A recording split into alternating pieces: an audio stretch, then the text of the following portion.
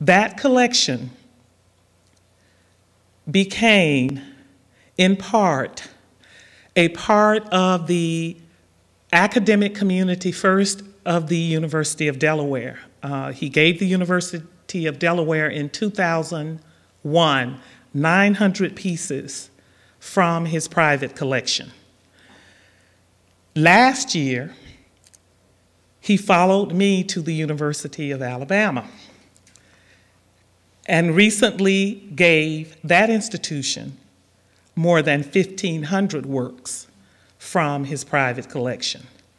In both cases, it was imperative that the institutions agree contractually that the collections would be used to change curricula, to engage audiences that had previously been, and to use Mr. Jones's word, he'd spent a lot of time in Washington, and that word he used, people who have been minimized. But also, he said this work should be used as a catalyst for the universities to find a way to bridge their relationships with their immediate communities. In other words, he said, the collection cannot just be a part of this community. The collection should be used in such a way that it becomes a part of the entire family of the community.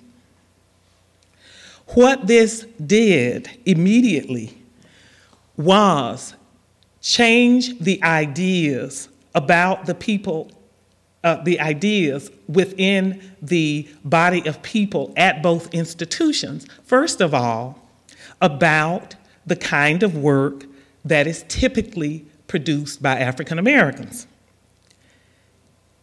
They were surprised in most cases that it looked like the work that was produced by other human beings. The other important aspect of his gift,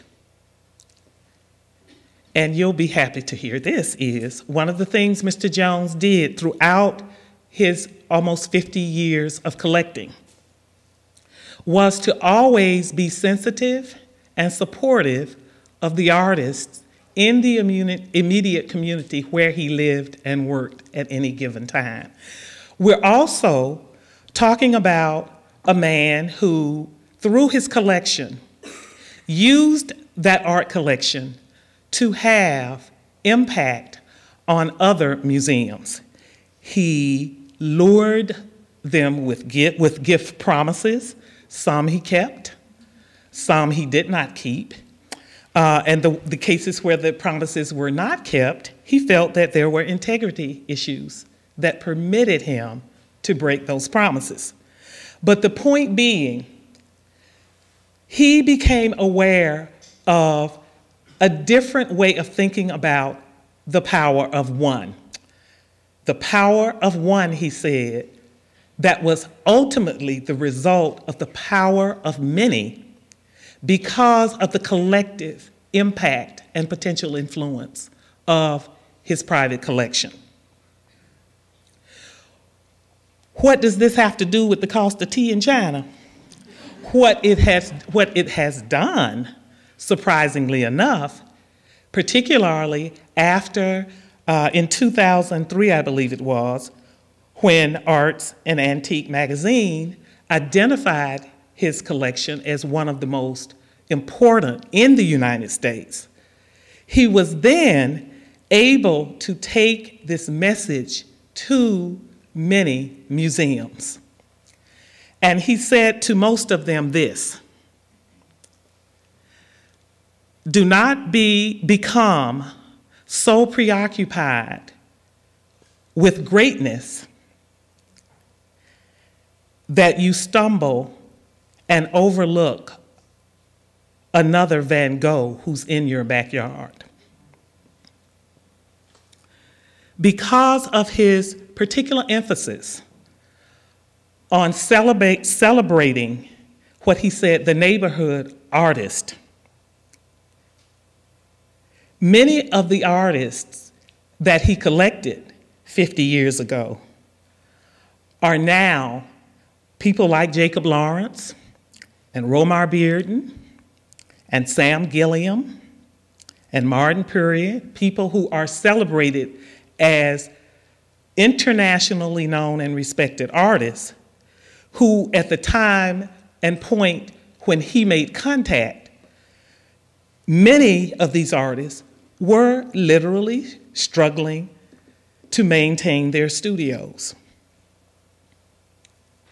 From the perspective of a visual artist, I can warn the traditional museum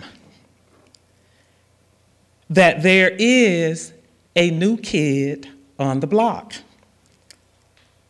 And that new kid is the virtual museum.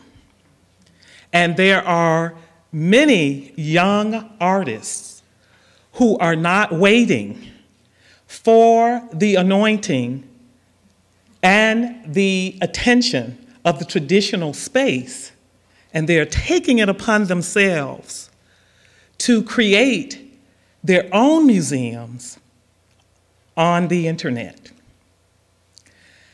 They are also taking it upon themselves to adopt what I call a self-marketing approach.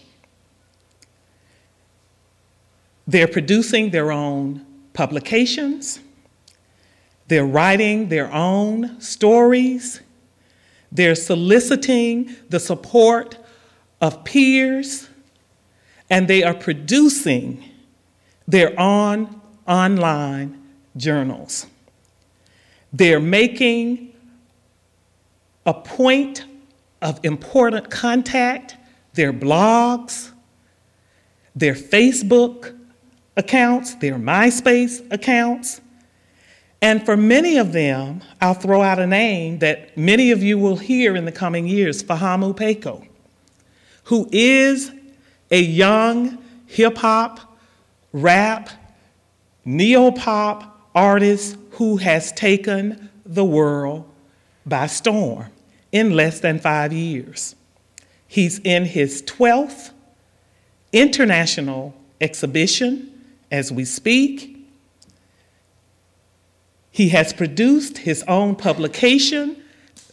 The issues tend to sell out in less than 3 months. And he says, at this point, a museum exhibition is wonderful, but it's also icing. If it comes, wonderful. If it doesn't come, I'll be okay. So we're approaching an era where the traditional space museum may soon be faced with an admirable competitor. How do you get, as my mother used to say, how do you get the butt count in the physical space when we are so inclined at this point in time to spend the butt time in a seat in front of a screen, a monitor? It is something worth pondering. It is something that is, it's a reality, and we are on the cusp of the full measure of that reality. How do you? I do think the physical, something about the physical presence of the building is an initial lure. And I think that's very intriguing to this next generation of museum visitors. But I caution you, once again, the key for all of us will be, will we be creative enough to be the level of competitors that we will need to be for future generations to get them physically in that space?